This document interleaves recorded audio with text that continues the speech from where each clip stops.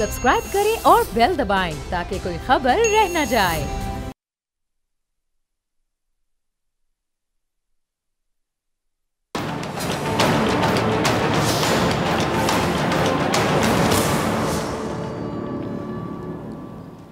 अस्सलाम वालेकुम नाज़रीन, प्रोग्राम में खुश आमदीद। गुज़िश्ता रोज़ DG ISPR की जो बड़ी प्रेस कॉन्फ्रेंस है उसके बाद आज अटॉर्नी जनरल मंसूर उस्मान का एक बड़ा बयान सामने आया है कि अभी तो फौजी अदालतों में सिविलियंस का ट्रायल शुरू ही नहीं हुआ। और आज सुप्रीम कोर्ट में चीफ जस्टिस की सरबराही में 6 रुकनी बेंच ने फौजी अदालतों के खिलाफ दरख्वास्तों पर समाअत शुरू की तो वकला ने स्टे का मुतालबा कर दिया। अब उनका इशारा कल के बयान की जानिब था जिसमें तर्जुमान पाक फौज ने कहा था कि 9 मई के वाक़यात में मुलविस 102 शरपसंदों के खिलाफ फौजी अदालतों में मुकदमा चलाया जा रहा है, जबकि अकाउंटेंट जनरल ने कहा है कि जी अभी सिविलियंस का कोई ट्रायल शुरू नहीं हुआ है।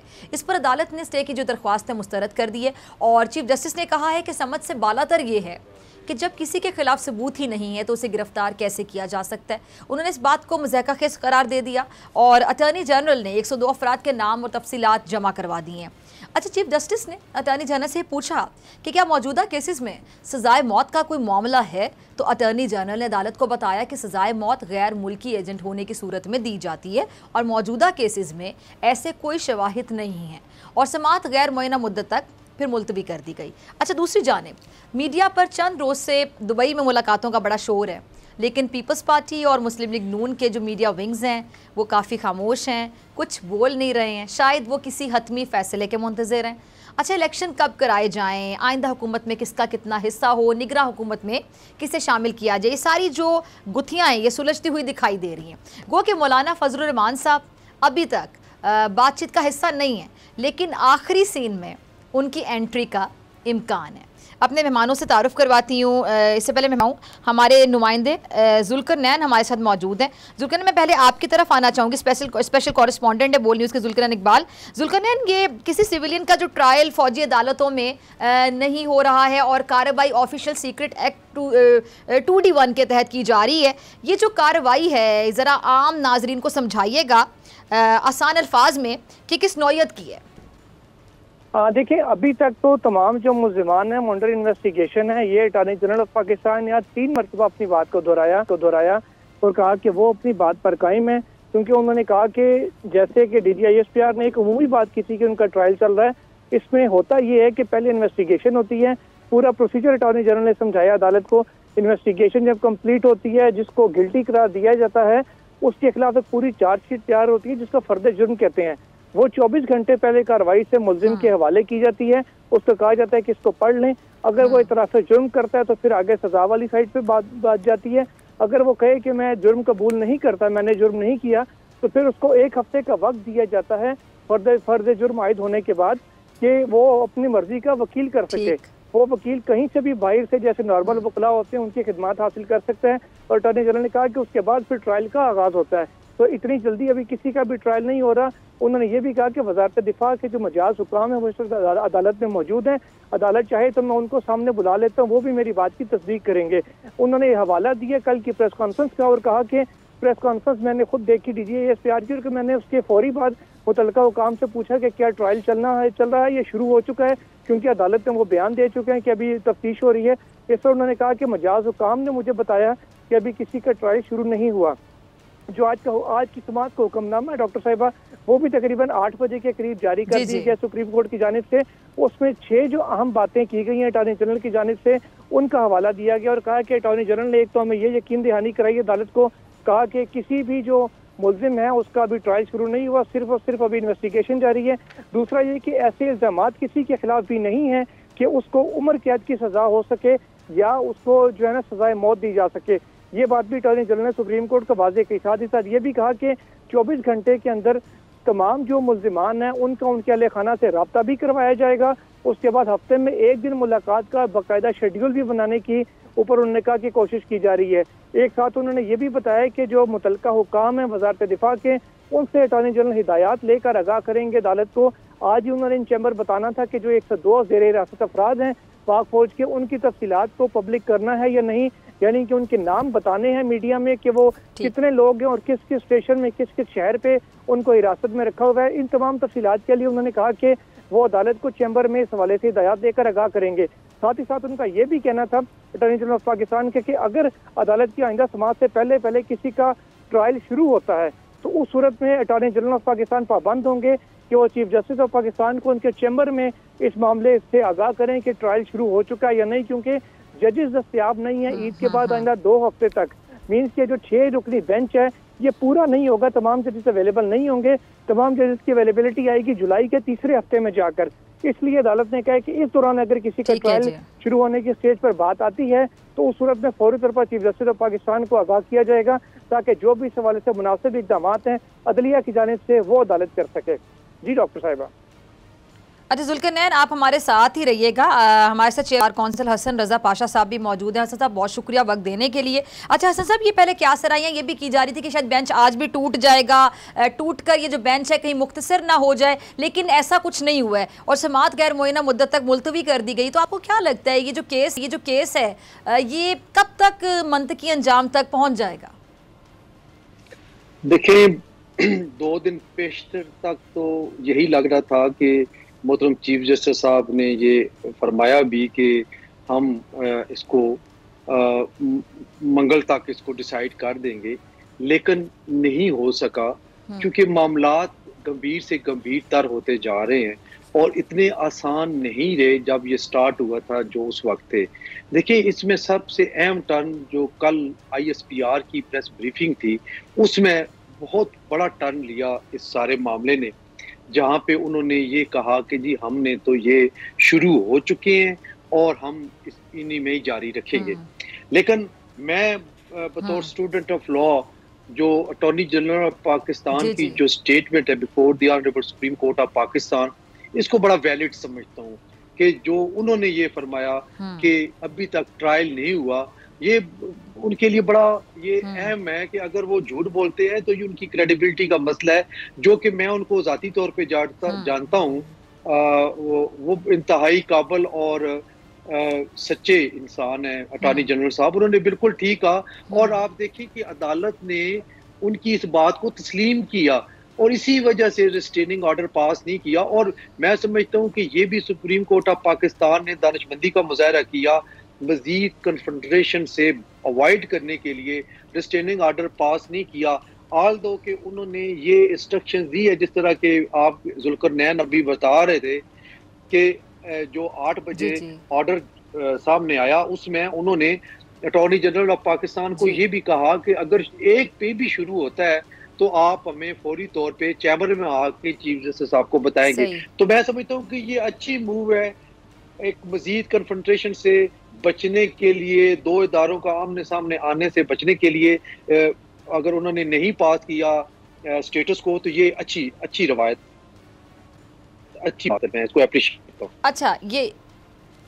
अच्छा आप अभी जो फरमा रहे थे उसी में से एक और सवाल हसन रजा साहब की, जो अटॉर्नी जनरल साहब की ये जो यकीन दहानी थी, इससे अदालत की बज़ाहिर हम कह सकते हैं कि तशफ़ी हुई कि जी फौजी अदालतों में जो सिविल एंड ट्रायल है वो अभी ताहाल शुरू नहीं हुआ है, और शायद इसी को वजह कह सकते हैं कि ये वजह थी कि जो दरख्वास्त गुजारों की तरफ से जो हुक्म इम्तना है उसकी दरख्वास्त भी खारिज कर दी गई है। अच्छा, गिरफ्तार जो अफराद हैं उनकी डिटेल्स भी जमा करवा दी गई और इसको लेकर जो थोड़े बहुत शुकूक व शुबात थे लोगों के वो भी दूर हो गए कि जी कोई जो फ़र्द है वो मिसिंग पर्सनस में ना हो, वो भी अब दूर हो चुके हैं। इस पर आप क्या कहेंगे? ये बहुत ज़रूरी था। कल चीफ जस्टिस साहब ने जिस तरह फरमाया कि 102 अफराद जिनका आप ट्रायल करने जा रहे हैं या ज़ेरे तफ्तीश है आपके पास, उनकी लिस्ट ज़रूर शाया करें और उनके लवाहिकीन को पता हो कि उनके जो रिश्तेदार जो बतौर मुल्ज़म मुलव्वस किए गए हैं 9 मई वाले वाक़यात में उनको तशफ़ी हो। और आगे जो मैकेनिज़्म बनाया है मुलाकात करने का भी हफ्ते में 1 दफ़ा और ये सारी चीज़ें, तो ये अच्छी चीज़ है। मेरा ख्याल है कि यही तो इंसानी हकूक़ है जिनका तहफ़्फ़ुज़ अदालत आलिया ने और अदालत उज़्मा ने करना होता है कि मिसिंग ना हो, मुलाकात हो जाए, उनकी मर्ज़ी का वकील करने की हो। अब सिर्फ एक चीज़ रह जाती है कि जिन्होंने ट्रायल करना है क्या वो लॉ नोइंग हैं, उनकी इतनी एबिलिटीज़ हैं कि वो उस शहादत को जो पेश की जाएगी उनके सामने उसको वैल्यूएट कर सके कि वो जो आर्मी कोर्ट्स के जो प्रिजाइडिंग ऑफिसर हैं वो इतने फुली इक्विप्ड हैं कि उनको तमाम प्रोसीजर का, CRPC का इदराक हो कि इस हद तक कमांड हो कि वो फैसला कर सके। तो ये एक है मसला अपनी जगह पे। ठीक है जी, जुल्करनैन जरा ये भी बता दीजिएगा जो आज अहमद फराज केस का जो हवाला दिया गया है, जबकि जो खिलाफ सबूत गिरफ्तारी का जो नुक्ता है उसको भी उठाया गया है, इस पर जो अटॉर्नी जनरल का रद्द अमल था जरा उसके बारे में आगाह कर दीजिएगा। देखिए, ये नुक्ता उठाया गया था, उज़ैर भंडारी जो चेयरमैन PTI के वकील है उनकी जानिब से, उन्होंने इस केस का हवाला दिया था। हम जजेस की जानिब से कहा गया कि इसमें आगे चलकर जो बातें लिखी गई हैं वो आपके खिलाफ जा रही हैं, तो आप बेसिकली गलत कानून का हवाला दे रहे हैं। अटॉर्नी जनरल ऑफ पाकिस्तान ने अभी मेरिट के ऊपर अपने दलाइल का आगाज नहीं किया, क्योंकि बुनियादी सवाल ये था अदालत का अटॉर्नी जनरल ऑफ पाकिस्तान से, तमाम दरखास्त गुजारों ने भी ये नुक्ता उठाया था कि ऑफिशियल सीक्रेट एक्ट और आर्मी एक्ट का जो मुल्जिमान है जो ज़ेर हिरासत है 9 मई के वाक़े में, उनके ऊपर इतलाक होता है या नहीं। अटॉर्नी जनरल का इस पर मौक़िफ़ ये था कि अभी सिर्फ लाहौर की 2 FIR सामने दरखास्त गुजार लेके आए हैं, जिनकी बुनियाद पर उन्होंने दलाइल दी हैं। पूरे हक़ाइक़ अभी अदालत के सामने नहीं है। जितनी FIR हुई हैं और जो कॉरेस्पॉन्डेंस ऑफिशियल हुई है, जो ऑफिशियल डॉक्यूमेंट्स हैं, वो मुझे ज़रा वक्त अदालत दे तो मैं अदालत के सामने रखूंगा, ताकि अदालत के ऊपर मुझे मुआवनत करने में आसानी हो और अदालत को भी मेरी बात को समझने में जब दस्तावेजात सामने होंगे तो आसानी होगी कि क्या तरीक़ाकार अपनाया गया है इन मुल्जिमान के ऊपर ऑफिशियल सीक्रेट एक्ट और आर्मी एक्ट को अप्लाई करने का, जो बेसिक सवाल अदालत बार बार पूछ रही थी। इसलिए अटॉर्नी जनरल ने अभी मेरिट के ऊपर आगाज नहीं किया। आइना समाज पर वो दस्तावेजात अदालत के सामने रख के अपना जो हुकूमत का तफसीली मौक़िफ़ है उससे अदालत को आगाह करेंगे कि किस बुनियाद पर ये जो आर्मी एक्ट और ऑफिशियल सीक्रेट एक्ट है इसका इतलाक किया गया है। अभी सिर्फ अटॉर्नी जनरल ने उन सवालात का जवाब दिया है जो ज़ेर हिरासत अफराद के हवाले से अदालत की जानिब से पूछे गए थे। जी डॉक्टर साहिबा। ठीक है जुल्करनैन, आपका, हसन रजा पाशा साहब दोनों का बहुत शुक्रिया। और बात करेंगे हज के हवाले से। काबे की रौनक, काबे का मंजर, अल्लाहु अकबर, अल्लाहु अकबर। हरम में गार्ड की नाबीना खातून को तवाफ़ कराने की जो वीडियो है उसने सबके दिल जीत लिए हैं। आज यौम अरफात था, हज का वो अजीम दिन जिसके बारे में कहा जाता है कि कोई एक लम्हा भी इस मैदान में ठहर गया तो उसका हज हो गया। इस साल हजाज मुक़द्दस में तारीख का सबसे बड़ा हज अदा किया जा रहा है, जहाँ हाजियों की तादाद 25 लाख के लगभग है। अच्छा, 2020 में कोरोना वबा के वक्त की जो सख्तियाँ हैं अब वो ख़त्म हो चुकी हैं। वो भी क्या दिल तोड़ने वाले मनाजिर थे जब हरम पाक पाबंदियों के सबब तकरीबन खाली दिखाई देता था, और 2020 में सिर्फ 10,000 खुशनसीब अफराद हज की सादत हासिल कर सके। अगले साल ये जो तादाद है 59,000 और पिछले साल 10 लाख हो गई। पाकिस्तान समेत पूरी दुनिया से फर्जंदान इस्लाम इस अहम फरीज़े को अदा करने मक्का पहुँचे। अच्छा, गजा से 4 ग्रुप्स पिछले हफ्ते हरम पहुंचे और जंग ज़दा शाम से बरास्ता तुर्क सरहद आज़मीन सऊदी अरब आए, जबकि यमन से 2016 के बाद पहली परवाज़ जद्दा पहुंची। हज को लेकर इस वक्त सोशल मीडिया पर सदर आरिफ अलवी साहब और जो वज़ीर हैं बहुत समेत जो 52 VIPs हैं उनकी खुसूसी परवाज़ का बड़ा तज़किरा किया जा रहा है, कुछ वज़ीरों का और सदर साहब का ख़ास तौर पे। तो सदर अलवी साहब, उनके अहले खाना, स्टाफ समेत राना सनाउल्लाह साहब, हिना रबानी, मुर्तज़ा अब्बासी और दीगर भी इस खुसूसी परवाज़ से हज पर गए हैं। और सोशल मीडिया पर आप देख रहे होंगे कि बड़ा शोर मचा हुआ है कि क्या इनका जो ख़र्चा है वो टैक्स गुजार उठाएँगे। तो सदर साहब के जो प्रेस सेक्रेटरी हैं उन्होंने इस बात की तरदीद की और उन्होंने कहा है कि जी अपने और अहला खाना के जो तमाम अखराजात हैं वो सदर खुद उठाएंगे। बदकिस्मती से इस मुकद्दस फरीज़े को लेकर माजी में भी हमने देखा है कि बड़े तनाज़ात उठते रहे हैं और खुसूसी जो परवाज़ें हैं वो चलाने और मनपसंद अफराद को नवाजने का सिलसिला जो है, अगर मैं कहूँ नया नहीं है तो गलत नहीं होगा। अच्छा, हज करप्शन केस में साबिक वज़ीर मज़हबी अमूर को आपको याद होगा 16 साल की सज़ा भी हो चुकी है। इस पर बात करने के लिए मेरे साथ मौजूद लगारी साहब। लगारी साहब, बहुत शुक्रिया ज्वाइन करने के लिए, वक्त देने के लिए। लगारी साहब, ये हर साल हज से मुंसलिक कोई ना कोई तनाज़ा सामने आ जाता है, क्या वजह समझ आती है आपको इसकी? पहले तो मैं बताता हूँ, एक कौमी असम्बली के मेंबर मेरे दोस्त थे और मैं इत्तफाक है कि जब वो जा रहे थे हज पर तो मैं उनसे मिला और मैंने उनसे पूछा, और नाम छुपाने की कोई ज़रूरत नहीं है, आगा रफ़ीउल्लाह हैं और चूँकि मेरे पड़ोसी भी हैं तो मैं उनसे मैंने मुबारकबाद दी और मैंने उनसे पूछा, तो मैंने कहा आप उससे तैयारी से नहीं जा रहे हैं? जो उन्होंने कहा कि मुझे कहा गया था कि उस तैयारी से जाऊं जो सदर मुमलिकत को लेकर जा रहा है, लेकिन जिस तैयारी से मैं जा रहा हूं और मेरी फैमिली जा रही है वो एक तो ये कि मुझे फ्रंट की बिल्कुल आगे की सीटें मिली हुई हैं और मैंने अपने खर्चे से जो लिया है वो आगे की सीटें जो हैं वो मैंने ली हुई हैं और अपनी फैमिली के लिए भी ली हुई हैं। और अगर मैं जाता हूँ सदारती काफिले के साथ तो फिर सदर के प्रोटोकॉल, फिर उनके अजीज अकारिब प्रोटोकॉल, फिर वज़रा के प्रोटोकॉल के बाद मुझे और मेरी फैमिली को आखिर में जाकर जगह मिलेगी। इससे बेहतर यह है कि मैं अपने ही जिस तरह से जा रहा हूँ उसी तरह से ही जाऊँ।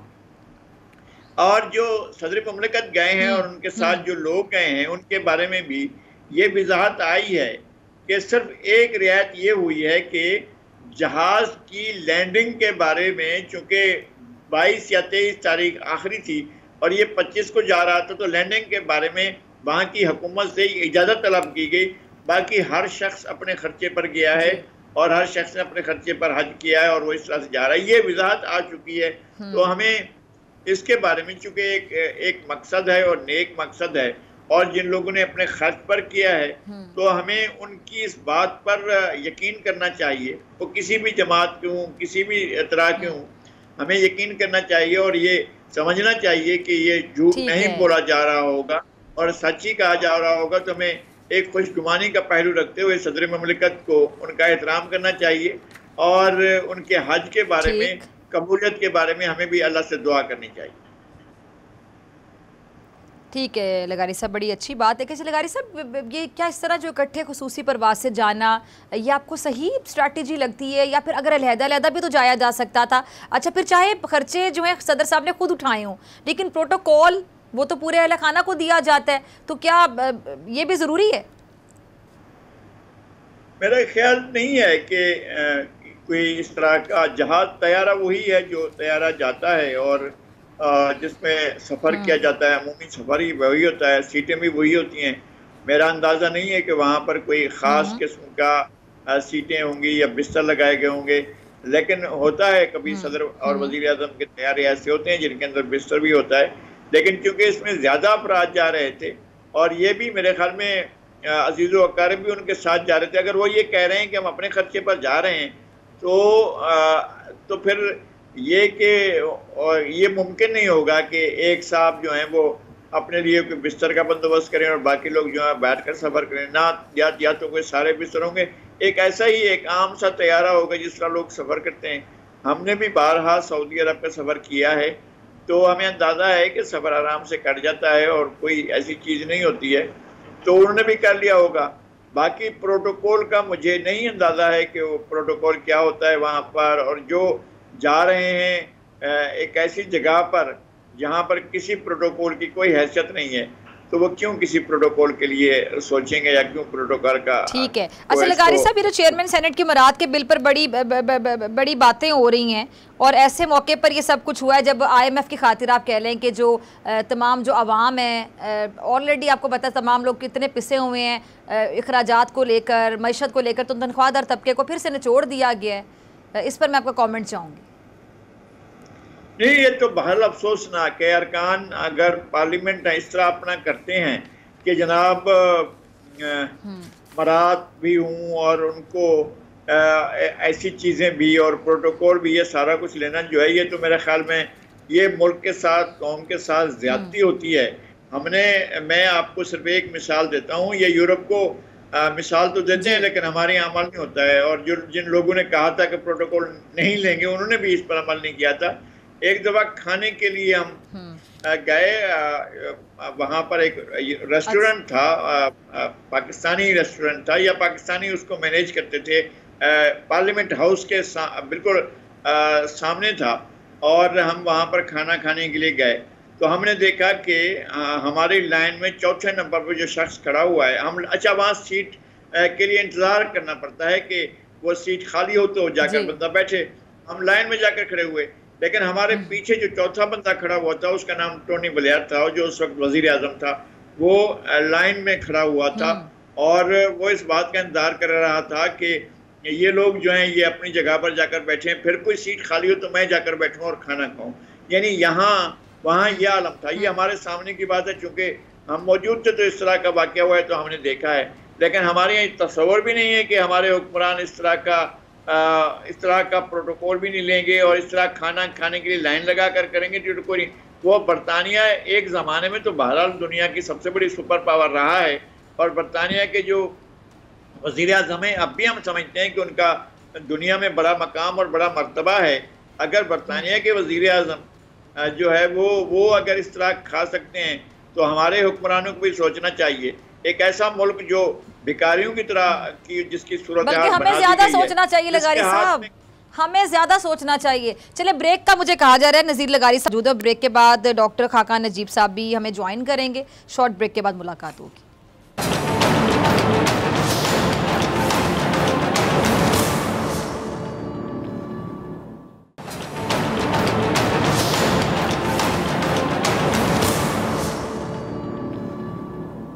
वेलकम बैक नाजरीन।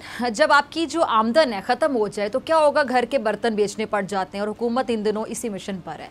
हवाई अड्डों को 25 साल के लिए आउटसोर्स करने का प्लान बनाया गया जो अब सिर्फ इस्लामाबाद एयरपोर्ट तक महदूद कर दिया गया है। निजी सरकारी इश्तराक से वो डॉलर मुल्क में आने की उम्मीद है जो मईशत के लिए नागुज़ीर हो चुके हैं। और पिछले दिनों कराची बंदरगाह पर KPT टर्मिनल्स मुत्तहिदा अरब अमारात के हवाले कर दिए गए हैं, लेकिन क्या इन इक़दामात से भी ज़र मुआदा के ज़खायर पर कोई ख़ास फ़र्क पड़ सकेगा? लगता तो नहीं है। अच्छा, वज़ीर-ए-आज़म साहब ने आज फिर IMF सरबराह को फ़ोन घुमा दिया और ये चौथा फ़ोन है जिससे 1-2 रोज़ में कर्ज की रुकी हुई किस्त आने का इम्कान रोशन हो गया।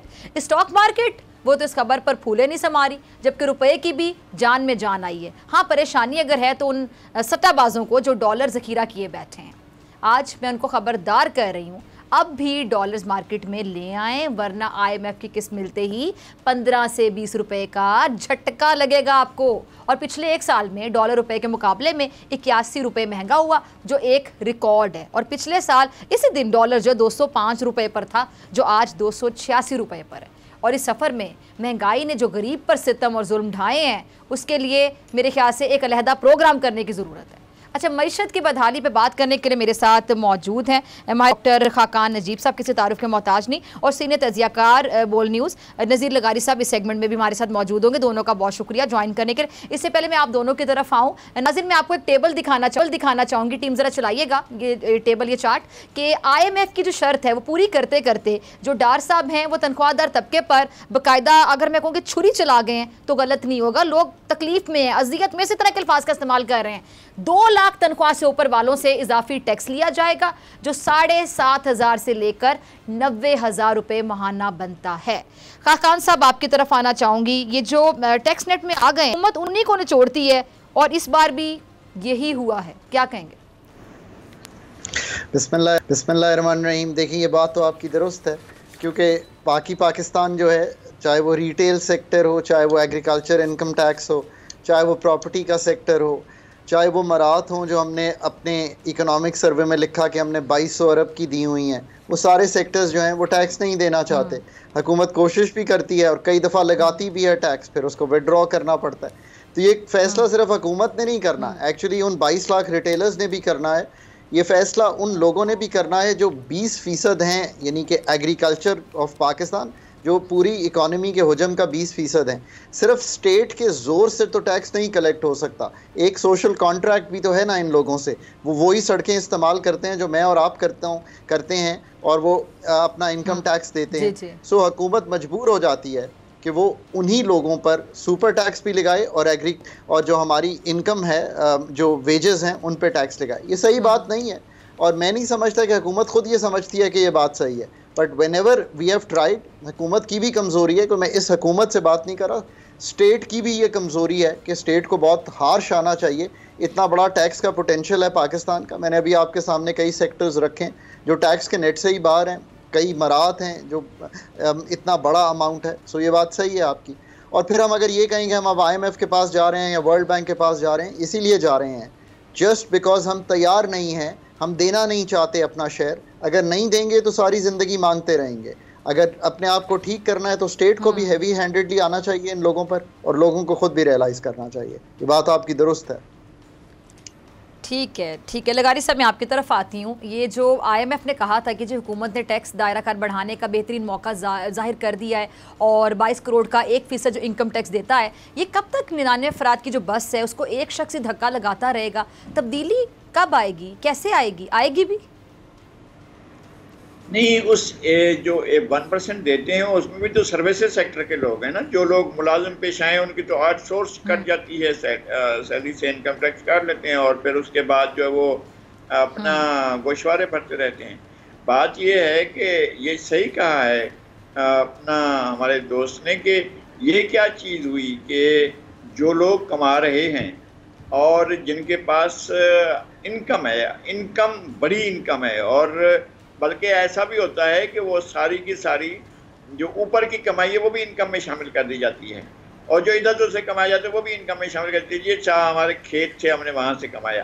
तो ये तो कोई बात ना हुई ना कि इस एग्रीकल्चर सेक्टर में जो जिम्मेदार है उसको तो आप बिल्कुल कहें कि जी नहीं वो उसको नहीं देना चाहिए, वो तो नहीं देगा, इसलिए कि असम्बली उसी से बनती है और असम्बली में वही इलेक्ट होकर आता है, वो अपने ऊपर टैक्स लगाने देता है और बाकी दुकानदार पर लगा देता है, जैसे ठिया लगाया उस पर लगा देता है, जो कमा रहा है उस पर लगा देता है, जो टीचर है, जो जो ग्रेड 16 का मुलाजिम है, ग्रेड 17 का मुलाजिम है, उसको तो टैक्स दे, वो तो टैक्स दे, लेकिन जो कमा रहा है अपने एग्रीकल्चर सेक्टर से वो तो ना नहीं देता है। मतलब ये कि आप एक हद मुकर्रर कर देना कि जी एक इतना यूनिट जो है वो तो किसी आदमी के लिए भी या किसी ख़ानदान के लिए उसका गुजर बसर के लिए है, चले भी एक जिस तरह से आप सैलरी में कहते हैं कि लोगों को कि भाई इतनी आमदनी तो आप ठीक है आप रख लें और उसके बाद हम ऊपर से टैक्स लगाना शुरू करेंगे, जी ज़राअत में भी यही असूल लागू करें। और जो दीगर सेक्टर हैं जहाँ पर नहीं है, और फिर ये जो सहल नहीं है हमारे पास टैक्सेशन का तरीक़ाकार, और जिस तरह से इतना पेचीदा बनाया गया है उसके फार्म अगर देखना शुरू करें तो आपका दिमाग चकराने लग जाएगा। एक तो ये कि FBR भी इसका कलेक्शन सहल करे, और जो दूसरे लोग नहीं हैं इस नेट के अंदर और आपके पास मौका होता है आप कर सकते हैं कि उसको लें। अच्छा मुझे बताएं, बाद लोग ऐसे हैं, मैं अगर कहीं से भी शुरू कर दूं, किसी भी ज़िले से शुरू कर दूं, तो एक ख़ानदान के पास 50,000 एकड़, 1 लाख एकड़, 2 लाख एकड़, ऐसे ऐसे लोग हैं कि जिनके पास लाखों एकड़ अराजी है, और एक ज़माने तो उन्होंने अपने मवेशियों के नाम पर, जानवरों के नाम पर भी वो कर लिया था, ज़मीनें अपनी कर ली थी। और जब ज़राई इस्लाहत हुई थी, पहले ज़राई इस्लाहत के ख़िलाफ़ गए कि ये तो हमें खुदा ने दी है और खुदा की दी हुई जायदाद जो वो हमसे कैसे जब्त की जाती है। इंडिया ने ज़राई इस्लाहत की, बांग्लादेश ने की, जबकि ईस्ट पाकिस्तान था जब वो उस वक्त की गई थी जब वो पाकिस्तान का एक हिस्सा था। ईस्ट पाकिस्तान में ज़राई इस्लाहत हो गई थी। आप वो तरक्की है कि वहाँ फ्यूडल नहीं है। हमारे यहाँ तरक्की इसलिए नहीं होती है कि हमारे यहाँ फ्यूडल है और हमारी सारी की सारी जो फ्यूडल क्लास है वो अपने ऊपर टैक्स नहीं लगने देती है।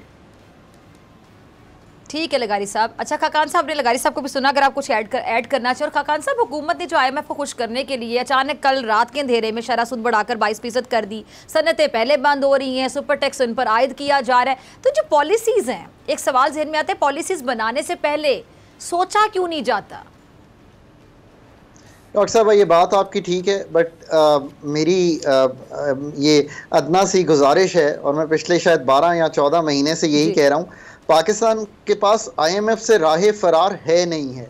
आप ज़रूर उनसे बेहतर डिस्कशन कर सकते हैं, आप अपना पॉइंट ऑफ व्यू रख सकते हैं, आप अपने गुजारिशात रख सकते हैं, आप कन्विंस करने की कोशिश कर सकते हैं, but IMF is the doctor of the last resort. इसका मतलब यह है कि पेशेंट ICU में, आपकी इकॉनमी $4 अरब लिए खड़ी है। ये भी याद रखिए कि अगर चाइना ने नीचे हाथ ना रखा होता तो शायद $4 अरब भी के रिज़र्व्स ना होते। सऊदी अरेबिया, UAE, कतर जिनके पास गए हैं उन्होंने भी यही कहा। मैं वर्ल्ड इकोनॉमिक फोरम में सुन रहा था सऊदी वज़ीर ख़जाना को, उन्होंने कहा हम टैक्स लगा रहे हैं, आप भी लगाइए। और उन्होंने जब आपको डॉक्यूमेंट लिख के भेजे हुए हैं उसमें कहा हुआ है कि आप IMF का दामन नहीं छोड़ेंगे।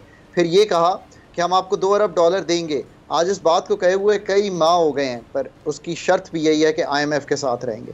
IMF का प्रोग्राम बेहतर निगोशिएट हो सकता है, 100% हो सकता है। आप अपनी बेहतर टीम उतार दीजिए मैदान में, वो बेहतर निगोशिएट कर लेगी। ये जो भी इस वक्त आपकी सूरत हाल है, आपके रुपए की कदर 28% 12 माह में कमज़ोर हुई है।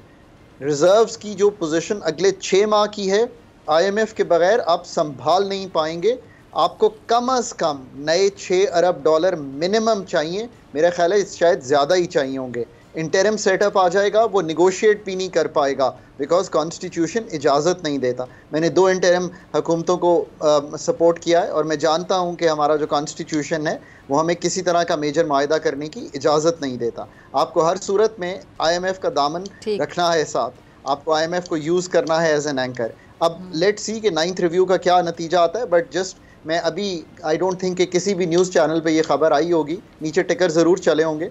मैं अभी वाशिंगटन से देख रहा था कि नेथन पोर्टर जो मिशन चीफ हैं, उन्होंने पहली दफ़ा, और मुझे थोड़ी सी, चूँकि आई एम टेरिबली कंसर्न, मैं बहुत वारिड हूँ इस वक्त पाकिस्तान की इकानमी पे, उन्होंने एक बयान जारी किया है जिसमें उन्होंने कहा है कि हाँ जी, हम मानते हैं कि पाकिस्तान ने बहुत डिसाइसिव फैसले किए हैं और हम टाइमली कोशिश कर रहे हैं कि किसी तरह पाकिस्तान से ये निगोशिएशन कंप्लीट हो जाए 9वें रिव्यू की। अल्लाह से दुआ करते हैं कि ऐसा ही हो। ठीक है डॉक्टर खाकान साहब और नज़ीर लगारी साहब, आप दोनों के वक्त का बहुत। और नाज़रीन, प्रोग्राम में आगे बढ़ते हैं, कुछ बात कर लेते हैं so called shining India, burning India की। आईना इनको दिखाया तो बुरा मान गए, और सिर्फ यही नहीं बल्कि पूरा जो भारतीय मीडिया है, भारतीय वज़ीर-ए-आज़म नरेंद्र मोदी बड़ी अक्कड़ के साथ वाइट हाउस पहुँचे थे। सारे सहाफ़ियों का पहले से मुँह बंद कर रखा था, लेकिन एक सहाफ़ी ने उनकी पोल खोल दी। भारत में इंसानी हुकूक की पामाली और इज़हार राय दबाए जाने से मुतालिक सख्त सवाल हुआ तो गुजरात के कसाई के तो जैसे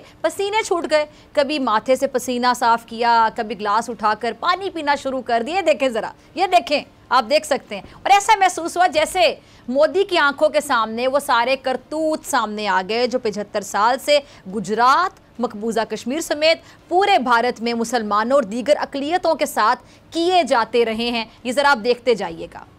अच्छा, ये कड़कदार एक सवाल हुआ था, वो जो कड़कदार सवाल है वो करने वाली एक सहाफ़ी सबरीना सदीकी थी, जो वॉल स्ट्रीट जर्नल की माया नाज रिपोर्टर हैं, और सवाल करना था कि भारतीयों के तो जैसे आप कह लें कि तन बदन में आग लग गई, और क्यों ना लगती, उनके सेक्युलर और जमहूरी मुल्क होने का झूठा दावा, उस दावे के परखच्चे जोड़ गए थे और कुछ नहीं बन पड़ा। तो उन्होंने क्या किया जी कि उस खातून को निशाने पर ले लिया, और भारतीय जो मीडिया है और ट्विटर पर होने पर हदफ़े तनकीद बना लिया गया।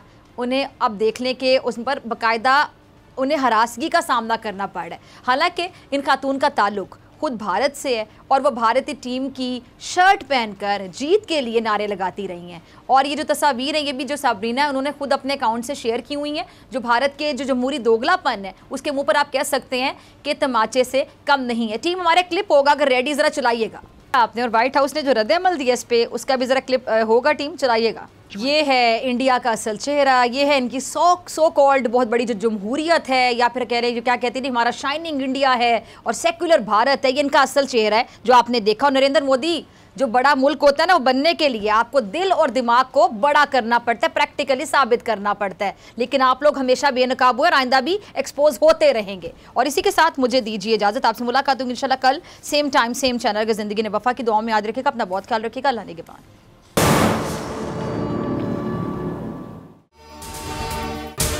अगर आपको ये वीडियो पसंद आई तो सब्सक्राइब करें और बेल आइकन पर क्लिक करें।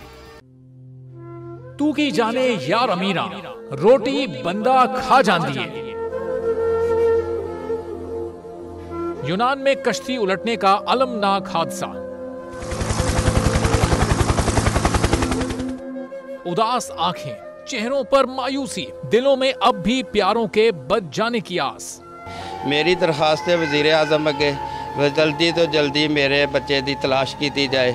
गम की इस घड़ी में बोल रहा अपनों के साथ, सहाफती फराइज को निभाते हुए पहुंचाई हर खबर अवाम तक। और यूनान में मुहाजिरीन के जहाज को हादसे के बाद अब रेस्क्यू ऑपरेशन खत्म हो चुका है। 68% अवाम ने कश्ती हादसे की पल पल की खबर से जुड़े रहने के लिए देखा सिर्फ बोल न्यूज, क्योंकि बोल है पाकिस्तान का नंबर 1 न्यूज चैनल। सब्सक्राइब करें और बेल दबाएं ताकि कोई खबर रह न जाए।